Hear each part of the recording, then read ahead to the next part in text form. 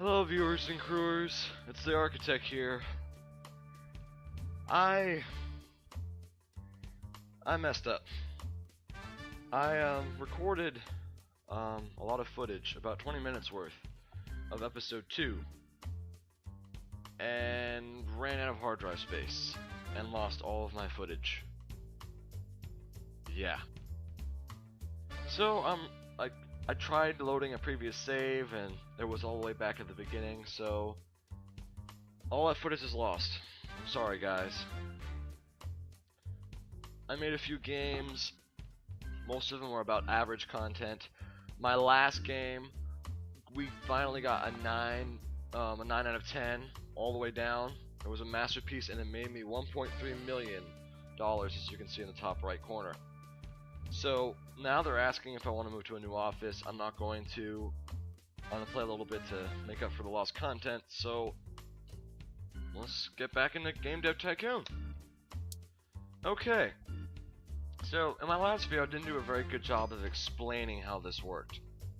So let me try to fix that. According to our market research, a recently published game, GameDevTycoon. GameDevTycoon was the game that was a huge hit that got me all that money. It was a lot of fun. It was very funny watching the development process of that game. Anyway, GameDevTycoon is a surprise hit with players. The developer itect is fairly new to the gaming industry, but we cannot wait for what they will develop next. Alright. Now, as you can see up in the top right corner where it says GameDevTycoon, you see these little green bars growing. That's the money. Actually, no, that's how many games I'm selling and how much money I'm making. It's ranked 2 out of all the ranked games at the moment. Today, the new game platform Vena Gear by Vena has been released. Alright. As in the very top right, you see how much money I have, cash, and how many fans I have, and what year it is. This game only goes on for a period of, I believe, 35 years before the game ends. So our objective is to make as much money and become the biggest game company we can in that time frame. At the very top, we have research. GameDevTycoon is now off the market. It sold a lot of units, gathering $2.5 million in sales. Most successful game I've made. Finally started making some good stuff. Alright, so at the top, you see Research 25. Research is what you use to research new things like game engine parts and topics. The faded out technology and design are what you get when making a game. If you do more design related things like world design, level design, you get design points. Thank you. And if you do things more techy like the engine or gameplay, that raises up technology. The idea is to try to balance this as well as you can. And then you get bugs.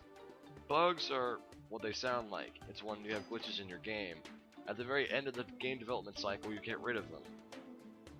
And that's pretty much how it works. Hardware manufacturers around the world were surprised today as Govador, the creator of the popular G64, has filed for bankruptcy. Govador failed to introduce a higher priced alternative and was forced to shut down production of G64. The platform will retire from the market early next year. See, I told you guys PC was going to be the way to go. Because I'm a time traveler, I'm the doctor, and I know the future. Now, because I made more than $1 million, it wants me to get a new office, but I'm not going to do that yet. I want to make a few more games with you guys. So, we're not going to move to a newer office yet. So, I've created my own custom game engine. It's called Games Explained. Yeah, last Pona reference there. Let's make another game. Let's make a pirate game. We'll make it an adventure game. And we'll make it for the Game Link. Yes, I'll pay that much money. I've got plenty of money to burn. I unlock target audiences. Target audiences allows me to pick what audience I want to go for, either young, everyone, or mature. I'm gonna make this for the younger audiences. Most younger people have Game Links or the Game Boy, which is what it's based off of. Pirates. Let's see. We'll make black beards booty, and I mean loot, not the other thing. Anyway, so let's continue on. We'll make it 2D graphics v2. See See how I got one bug and one technology point? Alright. So we'll make sure it's linear story, save game, and game tutorials. We'll lower the engine down. I don't think it matters that much in an adventure game. We'll bring the story and quests up. Arrgh, we want our adventures to be wonderful, don't we? And I'm going to be doing this accent for the rest of the game development cycle. G64 is no longer supported. Scurvy dogs. They don't have the love of the sea. Well, dialogues doesn't have to be high up there. We pirates are barely understandable anyway. Level design. I feel like it should be very important. Even though the sea is just the color palette of blue and different variations of blue, it still needs to be the best blue sea you've ever seen. Artificial intelligence, well, that's kind of self-explanatory.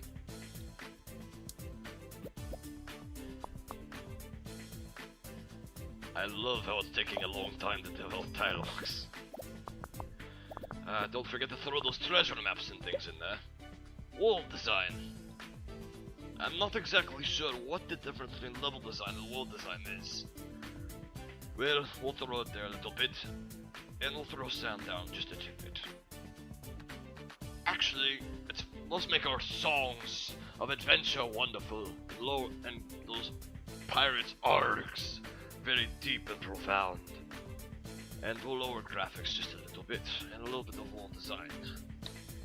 Alright, let's finish this bad boy, and get this wonderful expedition underway. Now let me get all the bugs out of there, landlubbers. Alright, let's finish our game. New record! Party up, boys! We've got new records, and we've leveled up in like 4 things. Sweet. Let's release this bad boy. New research available. Simple cutscenes, better dialogues, and level editor. We have released Blackbirds. Blackbirds? I drank too much ale last night. The first reviews for our newly released game, Blackbeard's Booty, the adventure game, came in. For young audiences, ironically enough. Uh-oh. You landlubber, you can't appreciate the sea. Shows potential. This is Blackbeard's Booty we're talking about. Of course it shows potential. I can't believe you're not memorized by Blackbeard's Booty.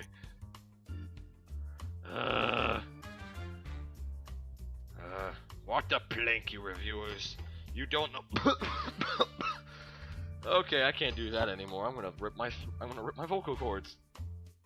Well, Blackbeard's Booty isn't doing so great. Well, I mean, it's not doing bad, but I really wish you guys could have seen my really successful game. GameDevTycoon. GameDev. Can't speak this morning. Alright, let's research a new topic. Maybe it'll be better if I research a new topic. We'll research fashion. I'm sure a young audience, girls, will love the game we make with a fashion. No, we don't want to move to a new office yet. Not yet. We'll probably do that in the next episode. Alright. We have research fashion. Wonderful. We'll make a game right away on that. I want to research a little bit more.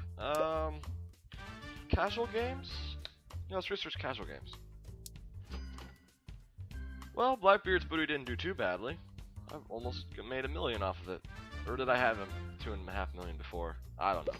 Blackbeard's Booty is now off the market. It sold an okay amount of units and generated about the price of a house.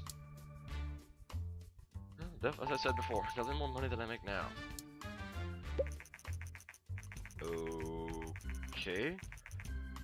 This is like some of your guys' comments, just a bunch of someone smashing their head on their keyboard. Oh, wait, it's a message, let's decrypt. This is a very special offer. Our agents have recently managed to borrow some research information which might be of interest to you. If you are interested, then transfer 18,000 to the enclosed uplink location. We'll contact you. Agent Blowfish? Well, that's the weirdest code name I've ever seen. Okay. I totally trust Mr. Blowfish. Thank you for your business. Ah! Sci-fi! We can have a lot of fun with that. I like how it says admin expenses. It doesn't say what I actually spent it on. Okay, let's develop a new game. We'll do fashion. And we got casual now. Let's do casual. We'll make it for the Gameling. And we'll make it for Games Explained. What shall we call it?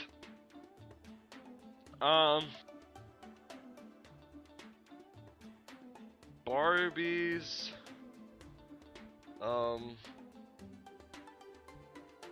dress thing. Thung. Barbie's dress thung. Totally not even gonna correct that. Alright. Let's do this. Oh dear, I think I might have just wasted $60,000. Alright, gameplay. It's a fashion game, no one cares about. Well, actually, gameplay needs to be through the ceiling, I think. Soaring quests need to be lower down in engines, about where they are. Kind of like what it was for the adventure game. I love how we're getting equal amounts of. I love how we were getting equal amounts of design and technology for a fashion game. Dialogues. Girls tend to like dialoguing. I'll throw that up there. Level design. No one really cares. This is Barbie. I mean, think about it. Or actually, the lack of thinking. Alright, design and technology. Wonderful! World design. That's not that important. Graphics. Girls like looking at themselves, so we'll throw that all the way up there. And they like hearing the sound of their own voice, so we'll throw that up there as well. Okay, some girls, not all of you out there. Sorry. I'm totally not sexist or anything. Venus said of the announcements, the Oasis is a new start. It will be the genesis of a new generation of gaming consoles, and we believe it will do very well in the market. Some of the games already announced for the consoles suggest they'll appeal to more mature audiences. I want to keep that in mind. I'll have to make a mature RPG later. Now let's get those bugs out. Ooh, and more design! Wonderful! Our game should have all the design. New record! Alright, let's speed this up. Ah, ranked up in world design. Wonderful.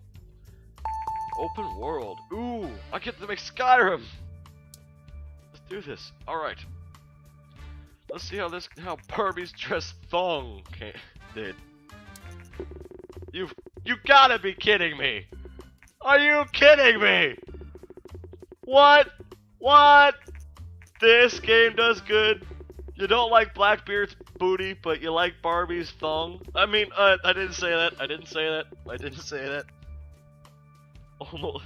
Great game. Played it for days. Very good.